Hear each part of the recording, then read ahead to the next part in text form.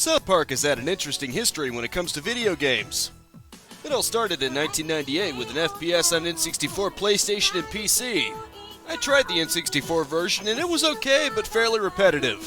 From what I hear, the 1999 Go-Kart Rally game was actually just pretty awful. Other attempts have been made, like a tower defense and a cancelled open world, but finally that brings us to 2014. Obsidian, the makers of Fallout New Vegas, decided to make a 2D-style turn-based RPG in the style of the show, but how do they do? Let's find out in this review of South Park: The Stick of Truth.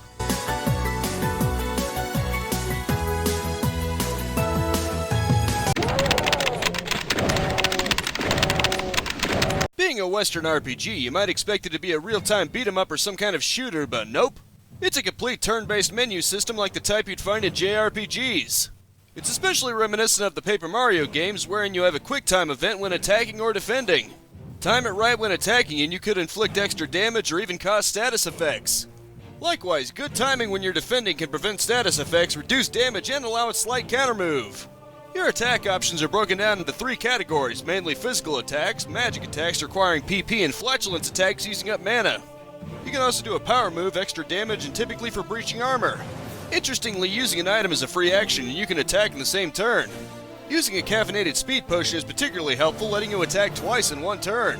As expected, you can also afflict and be afflicted with status effects.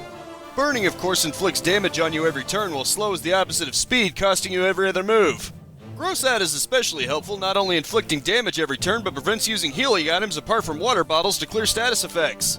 There's also Bleeding, which stacks to do more damage, and Pissed Off that forces the character to attack that one target only and using only basic melee. You can slap add-ons to your weapons and outfits to augment them, and it's especially worthwhile to add things like Gross Out to a weapon. You can also choose your class at the beginning of the game. While this affects things like abilities, generally any class can make use of the different tools of the trade. The Stomach Trumpet related abilities you gain naturally through the game's story, allowing you to do different things, but generally have a theme of grossing out your enemy.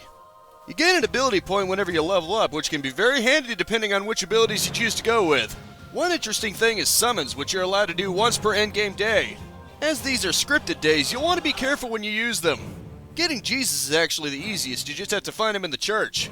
Other ones like Mr. Hanky require a little more work to unlock. The game is fairly open world and you're sent across it to do various tasks. Naturally, you can fast travel as you discover locations. You start out working for Cartman, but at least 2 points you have the chance to join Kyle's team. I suggest sticking to Cartman throughout the school as you end up fighting Stan and getting his sword. It's quite a powerful little weapon since it has bleeding and can add further status effects. Another interesting thing is that you can attack your enemies in the overworld to affect the battles. Blow some gas on them and they might get grossed out, or get the first strike and you get to attack first.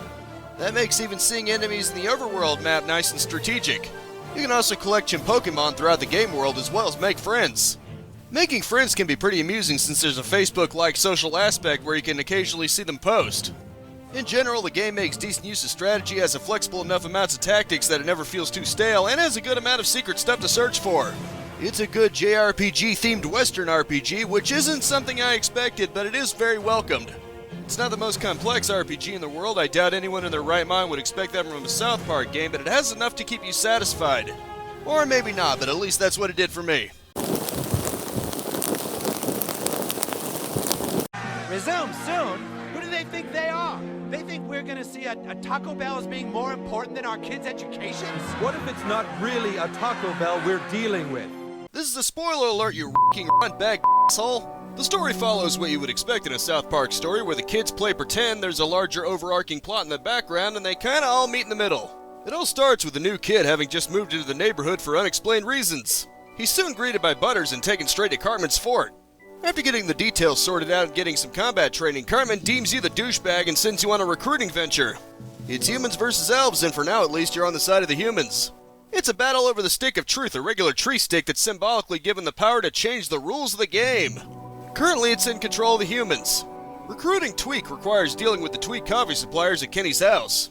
After getting the stuff, Token has to be recruited, but the overzealous Pepper Mall security is blocking the entrance. Luckily, old Jimbo there's got you covered in a gas mask case carried to stinging liquid bombardment.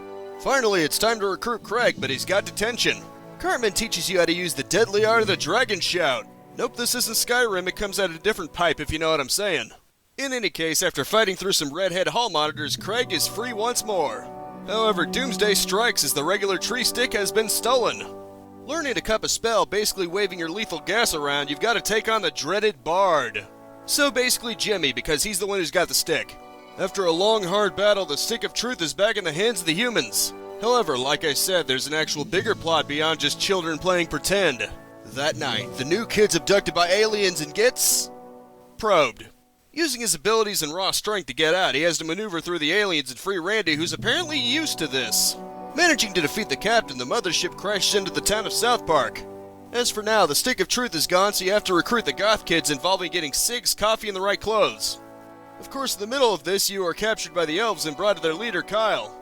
Kyle tries to convince you to join them and insists that they didn't take the stick, but Cartman broke the rules and hid the stick, but it's up to you.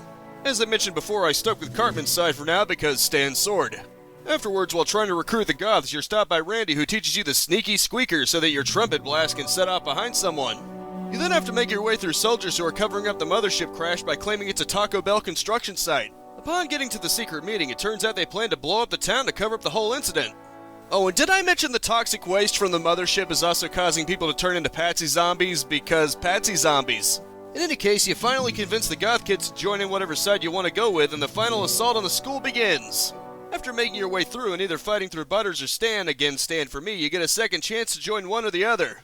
You do this by attacking either Cartman or Kyle. I hit Cartman, and here's why, because Kyle is pretty lame as a fight. Against Cartman, he's got a lighter, and it's gas blast versus gas blast, apprentice versus master with a wall of fire between you. Against Kyle, he's got a leaf blower. Ooh, so threatening. Oh, so let's face it, who wouldn't want to rough up Cartman? After your win for either party, you find the shocking truth that neither of them are at fault. Dun dun dun! Clyde took the Stick of Truth for himself and fashioned a fortress. Even worse is that he's using the toxic waste to make his own army of Patsy zombies. Don't ask me how he's able to control them, because plot. However, the kids can't do anything about it just yet because it's approaching nighttime and they gotta go to their houses. Underpants gnomes appear while he's asleep, but the new kid wakes up, prompting them to do the only thing they deem rational and try to kill him. After a very one-sided fight, they decide to make you fight someone your own size, and you shrunk down to size.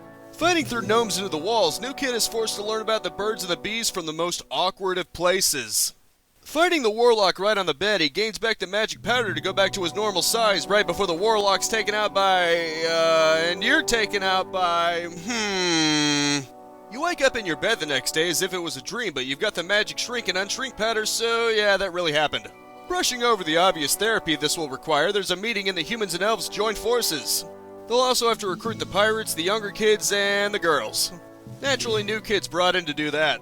The girls bring him to their secret hideout and agree to help if new kid helps him figure out who's been spreading nasty rumors. The first involves posing as Bebe's boyfriend to see if Monica will try to take you away from her. After fighting with her actual boyfriend, she's cleared of all wrongdoing. Afterwards, he's dressed up like a girl and sent to a clinic to get some records. After dressing as a doctor and pretending to perform the deed on Randy, they now have to fight through a Patsy Nambi feat. Oh boy, this is definitely pushing the bounds. Kinda makes Postal 2 look like weak sauce in comparison. In any case, the documents are in French, so the new kid has to go to Canada. Before that, he has to take a picture at the photography area. After fighting a very sick individual, the real photographer is revealed and the photo is taken and the passport is made. Making it into Canada, new kid must track down the bishop and snip him down there as proof, eh? Confronting the bishop, you can take him out or take the pair of an animal to use that as proof instead, eh?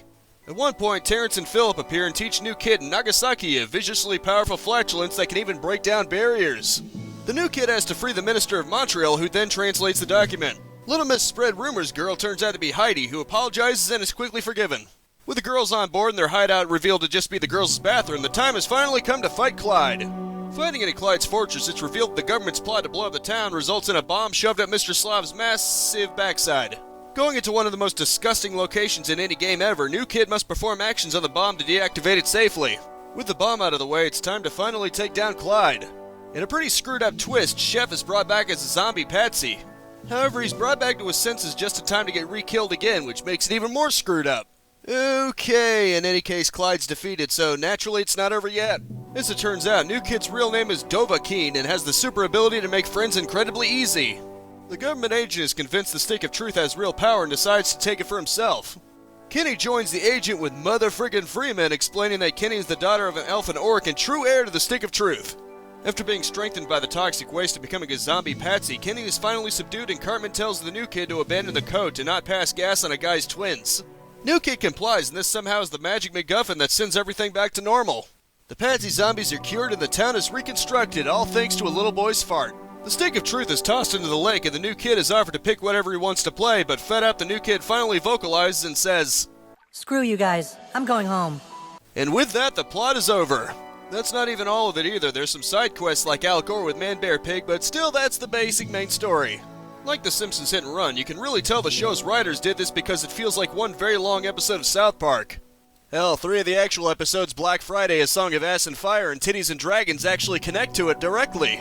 The kids playing pretend in the overarching aliens and zombies plot sorta congeal together, and the MacGuffin was clearly meant to be very silly. It may not be as deep as a typical JRPG, but it's a fun and very spicy plot for what it's worth. South Park: The Stick of Truth uses 2D graphics that resemble pieces of paper, and they use next to no texture detail, and the animations are very stiff. In any other game, this may be seen as a very negative thing, but this is stylistic suck. Attempts have been made in the past to translate it all into 3D models to some degrees of success, but it's never been as fitting as just using construction paper style. I mentioned the lack of texture detail, but that doesn't mean they were lazy. It has quite a bit of environmental detail everywhere, at least making the town of South Park feel fittingly lived in. The Canadian level is even deliberately retro-styled to the point of being more of a top-down look. There's also special effects, including for status effects. I always enjoy using Butters' Professor Chaos ultimate move just because of how it builds itself up. Really gives you that epic feeling. In cutscenes, there's often a lot of angled shots that truly make it feel like you're watching an actual episode of the show. As expected, the voice acting is top-notch with the same voices from the show. Butters is almost certainly introduced to you first as an incentive to not turn on Cartman due to his innocent nature. The game also pokes fun at the silent protagonist trope quite a bit, and it's funny when the new kid's finally fed up with it and tells them what he thinks of them. He doesn't really talk. That's hot. As one would expect, there's also references to the show absolutely everywhere, and the characters are diverse and amusing. As is also expected for the show's very Skyrim-inspired theme, the music has quite a bit of medieval-esque tunes to it. Jimmy the Bard even has his own set of songs. There once was a maiden from Stoneberry Hollow. She didn't talk much, but boy did she swallow. Probably not nearly as fun when you're against him, but quite interesting when you've got him as an ally. One amusing little note is that Princess Kenny goes into a full-on anime magical girl sequence complete with big anime eyes. In short, The Stick of Truth does what it sets out to do, and it does it exceptionally well. It captures the charm of the show while having enough cultural references and spicy moments to be a very fun time, provided you're not too sensitive, that is. So, you are the new kid. Your coming was foretold by Coldwell Banker.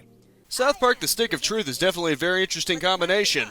It takes the crass humor and visual style of South Park, combines it with JRPG gameplay akin to Paper Mario, and throws in some Skyrim for good measure. Overall, it succeeds in what it was trying to do. It's not the lengthiest game ever, but it has plenty of post-game side quests and collectibles to keep you busy if you so desire.